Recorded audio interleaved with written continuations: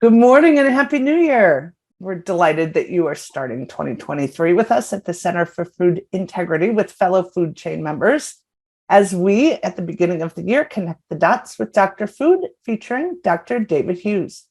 While we don't know what twists and turns the food chain will take this year, we do know that transparency and trust remain essential. At CFI, we have big plans this year that we'll be rolling out soon, so keep an eye on your inbox and on our website at foodintegrity.org to learn more about our member offerings, programs, trainings, and consumer research. Thanks to our extensive network, we can bring together experts like Dr. Hughes who alert us to the latest trends and topics to consider. With more than 4 decades of food system expertise and an uncanny knack for sharing his knowledge, we so appreciate Dr. Hughes being with us. So welcome, David. Well, hi and Happy New Year, and good luck, by the way, on breaking the stalemate with the House Speaker. It's like a boxing match, isn't it? I understand you're into round 7. Go to it. Just about. So as we jump into this fastest 15 minutes in food, I want to remind everyone that we'll try to leave a few minutes at the end of the webcast for Q&A. So please feel free to put questions in the chat. So while we wish that flipping the calendar over to January could erase any of the problems of the previous year, that's not reality. So we'll start with the realities facing the United Kingdom and Europe that are not so beautiful. David, we know you're an optimistic person, more like us Americans, yet you're also good at telling us like it is. So let's start there. How are things going across the pond? Well, as you know, I guess it's tough in the UK, and there's a lot of gloom. I've been around a long time and I haven't seen this level of gloom since the 1970s with strikes and related things. So what's all that about? I mean, we're in recession. The European Union is just going into recession. You guys aren't, and fingers crossed you won't.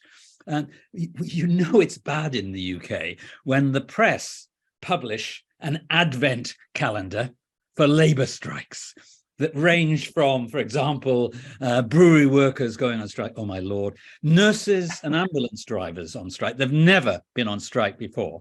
Letter delivery people, baggage handlers and immigration officials at airports. It's chaotic going through the airports. And even driving instructors, for goodness sake. And the impact over the holiday was real, I think, particularly for food service, restaurant people and those in the entertainment business, because retailers wanted shoppers to spend, not least in London, where we go down to. But if you can't get a train, because the train guys were on strike, and we use the train a lot to visit the capital, then we just don't go. And then, of course, a bit like the US, I'm sure there's been an acceleration of closure of shops, particularly in smaller towns. I live in a town, it's only 10,000 people here, and the smaller outlets of chains are closing as they sort of consolidate into larger cities. And horror upon horror, pubs are closing. I think it's 32 pubs per month in England and Wales are closing. I worry about that because my son's got a pub, amongst other things. And then we still have labour shortages, particularly in the ag and food sectors. And that's a constant worry and concern.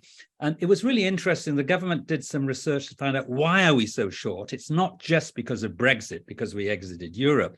And they found that it was many workers who were furloughed during the pandemic have decided to retire or simply just not come back to work. So here we are. We're facing a cost of living crisis. We've got the Ukraine war just, on our boundaries, so to speak. And then, of course, extreme weather events. So it makes for a bleak midwinter. If you just allow me quickly, there's really decent scientific evidence that consumers have a finite pool of worry. I love that phrase. And they can only worry about a few things at a time and not a big bag. So in the UK and Europe, cost of living crisis, war in Ukraine takes most of our attention. And actually, we're pushing concerns about, say, the environment to the back of our minds, but just for the minute. As we surmount the top 2 problems, may that be soon, top of mind concerns about the environment will come roaring back. So not a pretty sight at the moment, but, fingers crossed. Yes, well, our thoughts are with you. And as you said, we've got a bit of that on this side of the pond, but not nearly as severe and not with a war in our backyard. So thinking of all of you there. So the next topic isn't much cheerier, certainly not for me after all the food consumed at Christmas, but obesity. But you have a really interesting strategy over there of addressing this health crisis that we haven't adopted here, including the food chain asking for government regulation. So tell us more.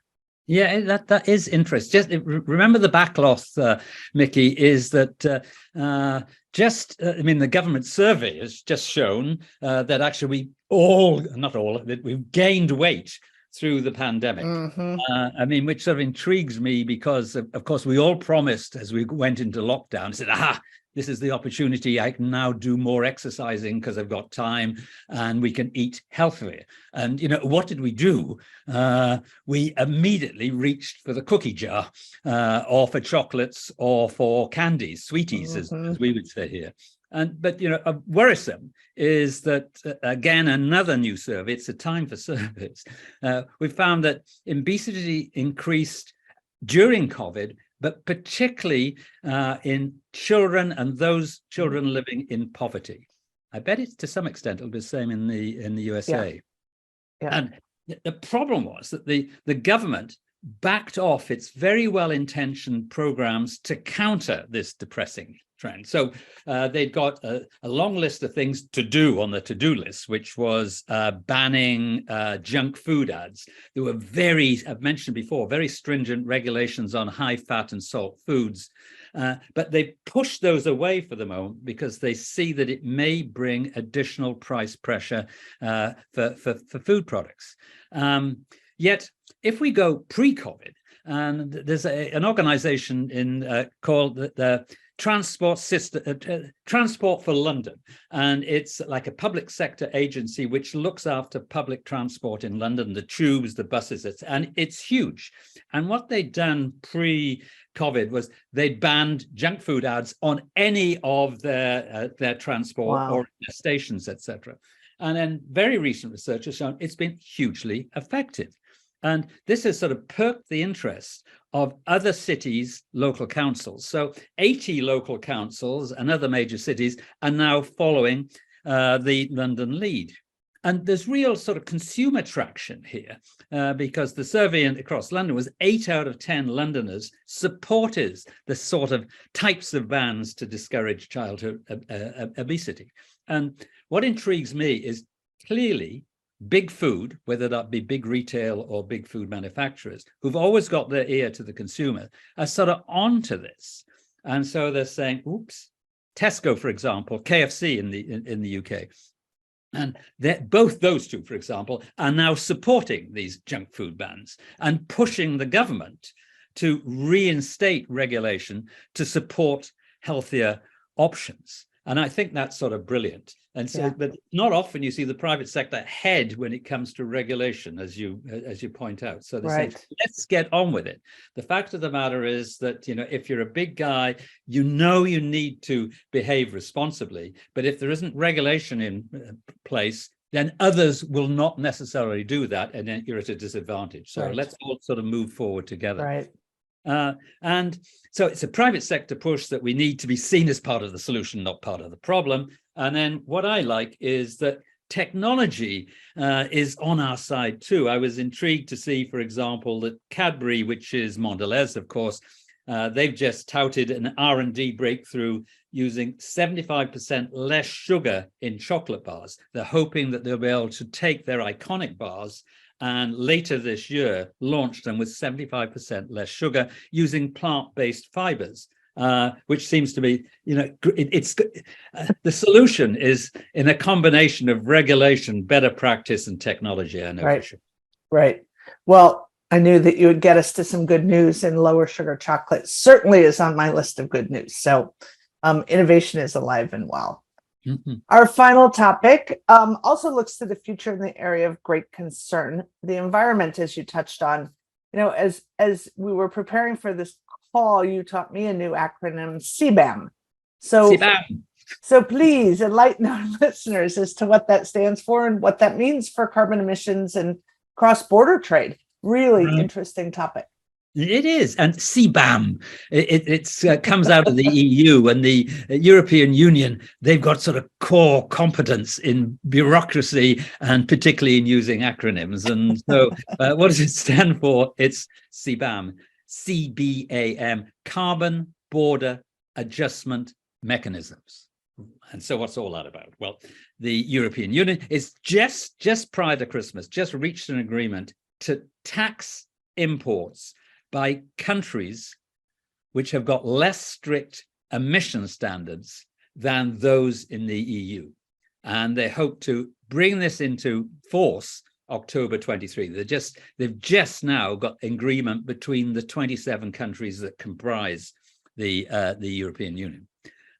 So the idea is to try and sort of force higher standards, not only at home, but also on anything that's imported. And, you might ask the question, well, so what? What does that mean for the US? What will be the impact? And so you just got to look at imports from the US to the EU from carbon intensive industries. And the one that comes to my mind immediately is fertilizers. I mean, actually, US fertilizer exports to the EU, and of course, prices have gone through the roof. And they're a prime target for CBAM. Remember, it's carbon border adjustment mechanisms. And so fertilizer will be taxed to compensate for its high carbon impact back at home. You just say, well, that's the way it is. But I think from a sort of perception point of view, does the US want to be put in the same sort of environmental bucket or box as China, Nigeria, Morocco? And what again intrigues me, it sort of underlines the tensions we see right now that, countries know they need to be more sustainable, A, but B, they want to try and keep food prices down. And so you can see that they're sort of fighting each other at the moment. In the UK, obesity was they just took out the regulations and said no, food prices are the most important. But in the EU, they're saying we can't forget about this environmental impact, and we better just get into it right now. So let's see how that emerges. It'll be interesting to see how, I don't know, international trade organizations handle this, because it can be seen certainly as constraints to trade. Right. And that push-pull between cost, environment, we're seeing at the consumer level as well.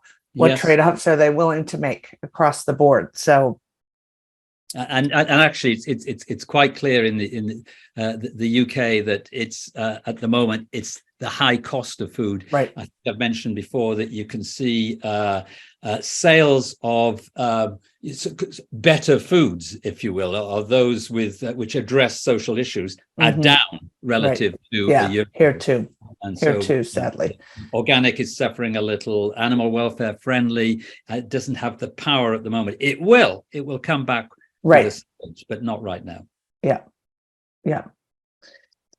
Well, I believe that we are out of time, and we do not have any questions in the chat. So I would like to say thank you to all of you for joining us in January. Watch your emails for registration information for the rest of 2023 as we connect the dots with Dr. Food.